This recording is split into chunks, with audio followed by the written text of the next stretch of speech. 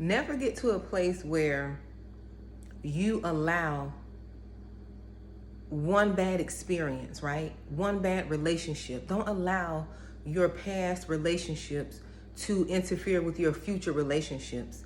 The mistake most people make is when they end one relationship, they don't give themselves time to heal. They don't give themselves to process what went wrong in the last relationship before they get into a new relationship. One thing I vow to never do is I won't make my next pay for my ex. I won't allow all of my traumas, my wounds, my past hurts to stop me from receiving the type of love and the type of attention and the type of care that I know I desire. We have to get to a place to where we have to be adults. We have to learn to communicate, use our words and communicate. It is okay if something is not working out, right? Sometimes we get so caught up in the process because we've had history with the person, or that we have invested time in a relationship. We don't want to let it go. But the best thing sometimes is to let it go. You have to let go in order to receive better. Take that time to heal. Take that time to figure out where you went wrong, why you stayed in it for so long. You know, be responsible for yourself. That's why I have the responsibility channel. The responsibility channel is all about taking responsibility for your own happiness, your own success, and your own freedom. Whatever it means for you to be free, whatever it means for you to be successful, whatever it means for you to be happy. This channel is all about looking at ourselves. I'm not a person to blame anyone for anything that I've gone through. And when I tell you I went through a lot, I have gone through a lot, but nobody don't want to hear that. Nobody don't want to hear what I've been through, right? Nobody don't want to hear that. But what I am going to do is use my experiences to help others overcome, to help others realize, guess what? I am the common denominator. Whatever I have to do to heal, to get out of this, that's what I need to do. If I need to get delivered, because deliverance is spiritual. That's a spiritual aspect. Yes, you can go to counseling, you can go to therapy. Even with that is not all you need to do. Deliverance is required for you to get rid of some of them demons that you've received in your wound. Sometimes deliverance is required for you to, to release some of them spirits you have allowed to come into you. Because believe it or not, when a person release into you, they're releasing everything that they have in them. Everything. So it's important to know and understand that whatever you got to do to free yourself, that's what you got to do. I come out swinging. One thing I'm not going to do, and one thing I've learned, the mind is a powerful thing. You can create a new existence. You can create a new life for yourself by changing your mind, by changing the way you think, by changing the way you speak, by renewing your mind. You got to renew your mind. Accept the facts. Accept what is. Sometimes we don't want to accept the facts. We have to accept the facts. If that relationship is not working, accept the fact. Accept the fact that you were abused in that relationship. And that man did not mean you any good. Accept that fact. The quicker you accept the fact, and see, that's why healing is so important, ladies. Healing and doing the work on yourself is so important, because sometimes we get trapped in these relationships. And you know why we get trapped? Because we have not healed. We have not healed from the prior relationships. We just pounced on into the next relationship. You just jump right into a new relationship. Instead of healing, doing the work on yourself, loving yourself, you went to fill that void. You ran to try to feel that loneliness, fill up the void that you were going to experience. You tried to fill that up with someone else, and you did it quickly. And that didn't give you a chance to really find out who this man was. It didn't give you a chance to find out who he was, because you were so busy and focused on filling the void of being lonely, because you don't want to be with yourself. You got to heal. No, when you heal and you do the work on yourself and you go back and you uproot those childhood traumas, you uproot that pain, you deal with that molestation, you deal with the rejection and abandonment, then you will be able to attract a healthier person. You will be able to attract someone. And you wonder why you attract the same guy in a different body. That's because you haven't changed. You're still the same person on the inside. I remember when I used to be a teenager and I was misunderstood. I was a teenager and I used to dress a certain way. I used to dress very provocative. I used to have on my little booty shorts and, showing all my body. I didn't know better. You know what I mean? I didn't understand. But I had on my little booty shorts. I used to wear tight clothing. And there's nothing wrong with women who do this. I'm not bashing you. You can do what you want to do. But I'm saying from my experience, when I was younger and I dressed that way out of ignorance, I didn't understand that how you dress, that is how I would be addressed. How I dressed is how I will be addressed. I didn't know that when I was younger. I didn't have the guidance that I'm coming on here giving someone today. I didn't have this guidance, right? I didn't have this. But I remember when I dressed provocatively and I wore my tight clothes and back out and butt out and cheeks out, all that. You know what type of man that I attracted? As a young girl, I attracted adult drug dealers. I attracted adult men that were drug dealers. I attracted the street guys. I attracted the so-called thugs. That's what was attracted to me because how I dressed. So when I changed how I dressed, I started attracting people who addressed me differently. When I start having more elegance about myself, more class, more, when I start dressing different, guess who I started attracting? A different type of male. A different type of male. I started attracting the rich friend, because the way I dressed, although I was, in the, before I got married, right? I started attracting a different type of guy. I started attracting because I was dressing different. I was showing up different. This is why healing is so important. You have to change who you are so you can attract different. Believe it or not, that's just like a pedophile. Pedophile, they prey on the innocent. They prey on children. And they know which child to prey on. They can sniff it out. They know who to bully. They know who to intimidate. Preys know. They prey. They study their prey. That's why it's a prey. It's a predator. However long it takes, right? They're going to do it. However long it takes for them to get their prey that they want, they'll sit back and they'll wait. That's what a prey does. A prey waits.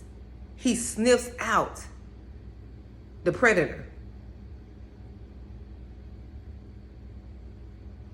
A predator sniffs out the prey.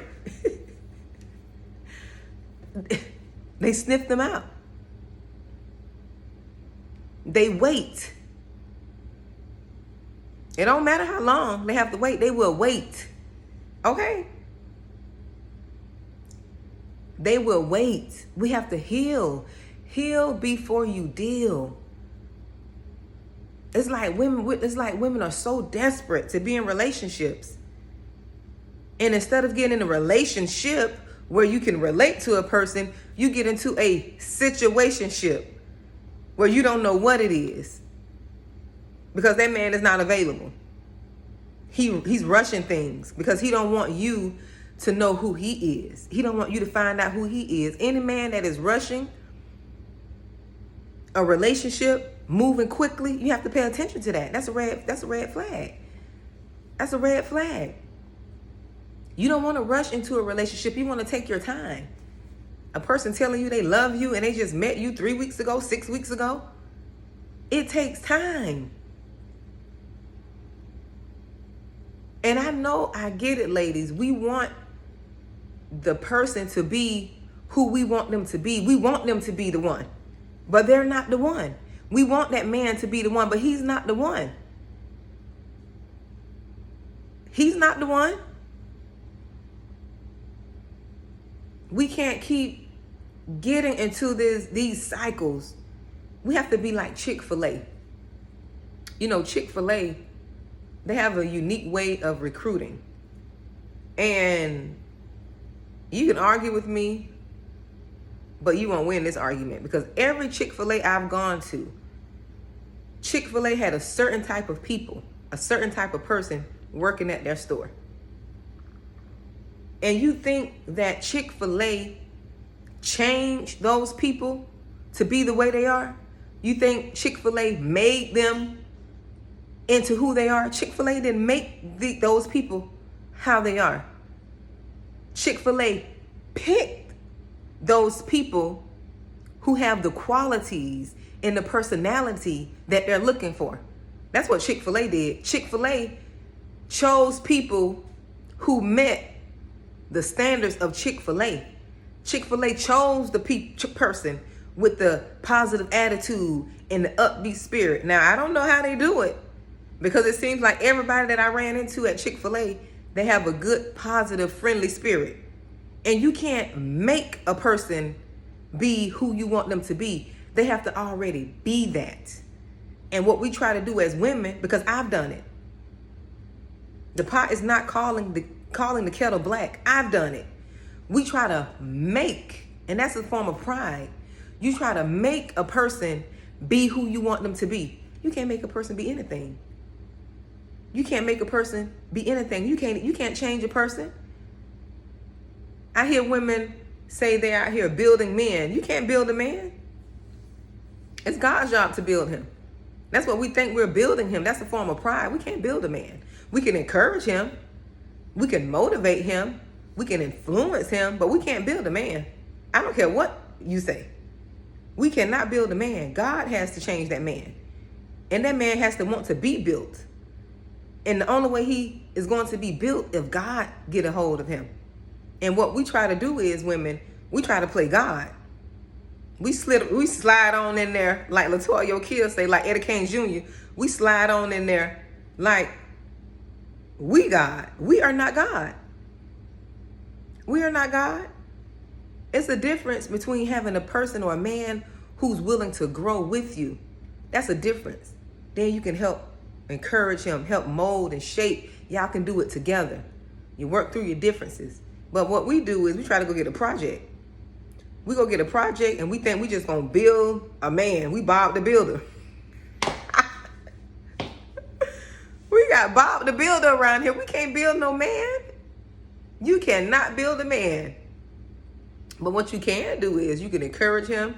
You can have him looking good. You can dress him, right? And you could demand things from him to make him step his game up, but he still have to make a decision to do that. And that's what we do. That's why I was talking about Chick-fil-A. Chick-fil-A pick the people who have the qualities that they're looking for. They don't try to hire someone with they don't hire people who are antisocial, who don't have a good personality, and then try to give them the personality of Chick-fil-A. No, Chick-fil-A find those people. I don't know how they do it, but they find the right people to work at their stores. With friendly, hi, thank you for my pleasure. Thank you for shopping at Chick-fil-A. You know, it's like, dang, they say my pleasure. Like, is it really my pleasure? But they're just so polite. They, Chick-fil-A find these people. These polite people. And that's what we have to do. You can't change a man now. You cannot change a man. That's not what we're gonna do. That's God's job. And what we do is we try to be God in these men's life. No, we gotta let the man grow up. We let him become a husband. We can't make him a husband. We have to let God do the work in him. Let God build him up. Take off your cape, sis. Take that cape off. Just swing it on and throw it off. Give him to God. Let God build him up. And that's how it should be. What we should do as women. And that's why it's good to wait. Everybody's situation is different. There are so many different variations. There's no one size fit all way.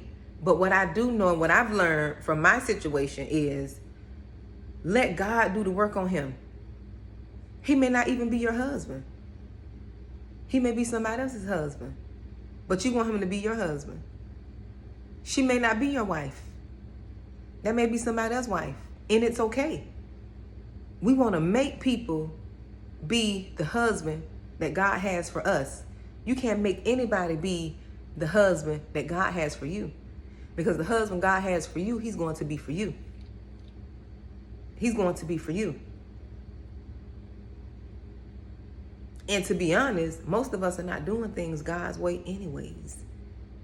Because what we try to do is we go and choose the man, we have sex, get engaged, have kids, then get married, and then when things go to, when the turmoil comes, we want God to bless it.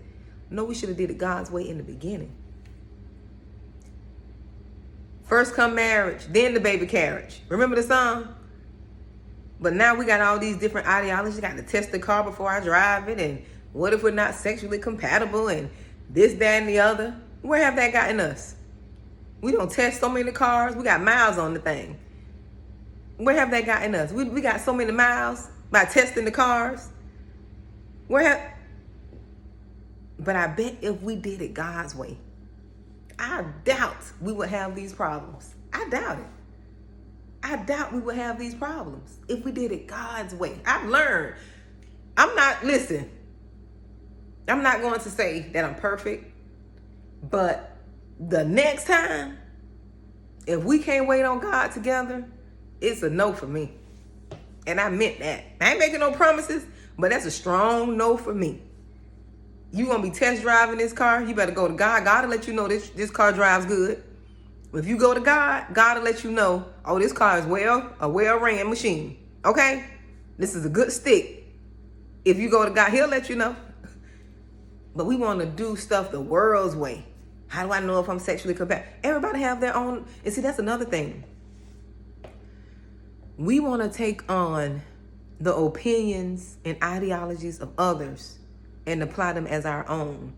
No, you have to have your own way of doing things. Your own non-negotiables. The way you do things is not the way I'm going to do it. If you want to wait to have sex before marriage, that should be your thing. Don't let nobody else tell you, well, I don't know. What if it's not good? What if it's this? That's your way. You have your standards. You have your values. And if a man does not respect that, he is not your husband. If he doesn't respect that you have standards, that you have values, right? If he doesn't respect that, that's not your husband. Your husband will speak your language. The right man will speak the language that you're speaking. The right man to understand the language that you're speaking. If you prayed for that husband, he's going to understand. My wife wants to wait until she gets married before we have sex. She wants to be married first. And he's going to respect that. He's going to honor. He is going to honor your wishes. He's going to honor your values. Because any honorable man will understand if a woman is saving herself for marriage, especially if she's a virgin. Now, if that woman is a virgin and she's doing that, man, that man should worship the ground she walks on. Because he could say that no other man has been with my wife. He can honestly say that. And there's nothing wrong with if you had relations before. There's nothing wrong with that, right? But for a man to get a virgin, he should respect that. He should be like, you know what? This is my wife. I honor her. I worship. Just imagine how good the sex would be once you get used to it and once you get into it and once you get the experience. Knowing that when he's having sex with her, she ain't thinking about another man. She ain't comparing him to Freaky Rod from 1972. When the man gets a virgin, her mind is going to be solely her mind is going to be solely with him. Her mind is not going to be with Freaky Rod from 1960s or Daquan from high school or the neighbor, Luke, the neighbor. Just imagine the sex would be all the more.